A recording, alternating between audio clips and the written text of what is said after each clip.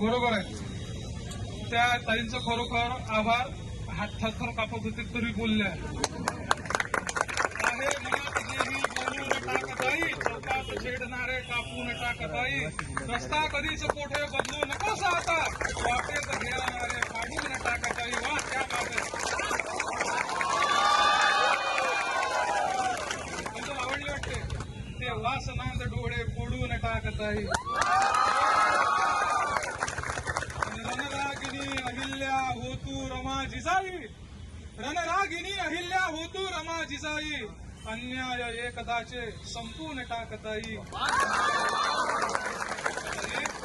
माझ्या सगळ्या माता भगिनीसाठी जमलोच आहे. कुठेही काही करता येते आपल्याला. मी कवी आहो आणि एक माझ्या सगळ्या माता भगिनींसाठी सादर करतो. वेळ आहे आपल्यापाशी, भरपूर वेळ आहे. अंदर जाईपर्यंत तुम्ही बोर व्हाल, मी बोर होईल, त्याच्यापेक्षा मला ऐकून बोर व्हाल. आणि माझ्या सगळ्या माता भगिनींसाठी जमलोच आहे. कुठेही काही करता येते आपल्याला. मी कवी आहो आणि तुम्ही एका कवीला बोलावलं तुमच्या सहनशीलतेचा सलाम तुम्हाला. एक माझ्या सगळ्या माता भगिनींसाठी सादर करतो. वेळ आहे आपल्यापाशी, भरपूर वेळ आहे. अंदर जाईपर्यंत तुम्ही बोर व्हाल, मी बोर होईल, त्याच्यापेक्षा मला ऐकून बोर व्हाल. आणि विषय असा आहे की सगळ्यांनी हे जे तुम्ही व्हिडिओ वगैरे काढलेले आहे हे घरी जाऊन डिलीट मारू नका.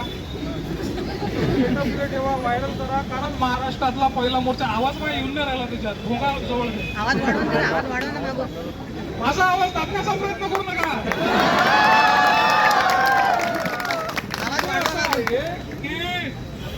बगाशी सांगितलं शायर हूं मैं, फर्ज है मेरा इना दिखाना, बैठकर लाशों पर गजल में कभी कह नहीं सकता, इस जुल्म की चाहे जो भी सजा दो मुझे, इस जुल्म पर खामोश मैं कभी रह नहीं सकता. आणि आहे कसे म्हणावे देशात लोकशाही, खुर्चीमध्ये पुण्याचे बसले खुले शिपाई, निष्पाप माणसांना हे घालतात गोळ्या, सरकार चोरट्यांचे कागदाचं राजेशाही. असा हा सगळा विषय आहे. मुझे जालिम का तरफदार नहीं लिख सकते, कम से कम मुझे ये गद्दार नहीं लिख सकते. जान हथेली पे रखकर बोल रहा हूँ जो सच, उसे इस देश के अखबार नहीं लिख सकते, उसे इस देश के अखबार नहीं लिख सकते. विषय असा आहे, आपण या ठिकाणी आलो. हा महाराष्ट्र विद्यार्थ्यांच्या हक्कासाठी याच्यात ना कोणता पक्ष, ना कोणती संस्था, ना कोणती संघटना, हा विद्यार्थ्यांच्या हक्कासाठी विद्यार्थ्यांकडून उभा केलेला एक मोर्चा आहे. हे आपलं हक्काचं आंदोलन आहे. हे विद्यार्थ्यांचं जन आंदोलन आहे. विद्यार्थी म्हणजे फक्त विद्यार्थी नाही, तुम्ही सगळे भावी अधिकारी आहात. माझ्या सहित नाही लागलो तरी प्रयत्न करू. होणार आहे. परीक्षा ऑफलाईन झाली तर नक्कीच लागू, ऑनलाईन झाली मग ते पैसे लागतील, तो भाग वेगळा. आपल्यापाशी पैसे नाही, आपण गरीबाचे लेकरं आहोत. आपण इथं आता मोर्चा काढून राहिलो. आपला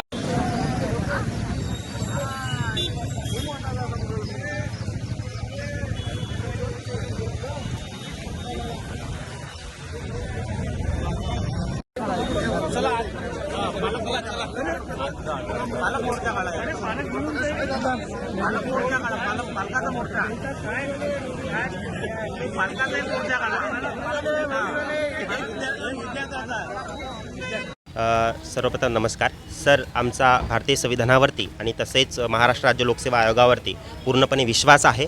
आणि आम्ही सर आमचं जे निवेदन आहे ते आम्ही सन्माननीय जिल्हाधिकारी कार्यालयामध्ये आलेलो होतो आणि आम्ही आमचं निवेदन त्या ठिकाणी सरांना दिलेलं आहे. आमची फक्त इतकीच मागणी आहे आयोगाला की जी पारदर्शकपणे पद्धती आतापर्यंत पार पाडली जात होती ऑफलाईन पद्धती, तीच त्यांनी पुढे पण कंटिन्यू करावी, जेणेकरून प्रत्येक विद्यार्थ्याला त्या ठिकाणी सर त्या परीक्षा देता येईल. ग्रामीण भागातला पण विद्यार्थ्यांना देता येईल सर. आणि दुसरी महत्त्वाची गोष्ट अशी आहे सर की आमचं जे आंदोलन आहे हे आमचं सरकारविरोधात आंदोलन नाही आहे.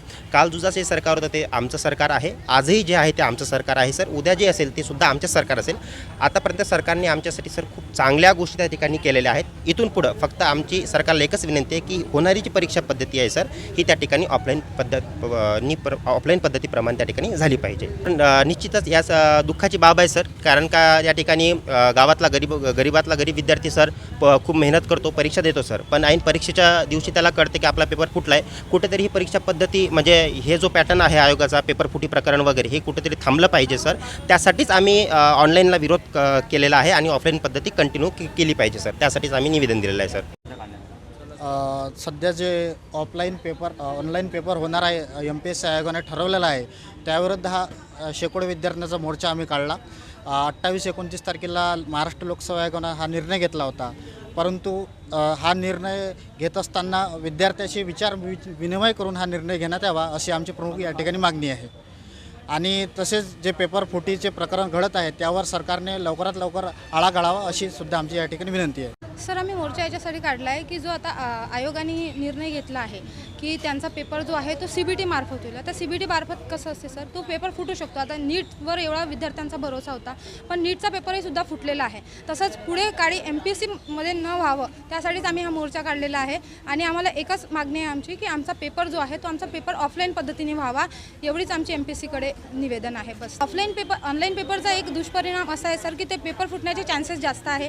त्यानंतर ऑनलाईन पेपरची आम्हाला मार्कशीट मिळत नाही, ते आम्हाला पेपर म्हणजे कलेक्शन करता येत नाही, आम्हाला प्रश्न कसे आहेत प्रश्न पाहता येत नाही. परत हा आहे आणि ऑफलाईनचा असा फायदा आहे की ऑफलाईनमध्ये जो पेपर असतो तो पेपर आम्हाला दिसतो, तो पेपरची आम्हाला कॉपी भेटते, आम्हाला ॲन्सर कीची कॉपी भेटते आणि आम्हाला स्वतःचा पेपर स्वतः चेक करता येतो. हा ऑफलाईनचा एक पूर्ण फायदा आहे सर.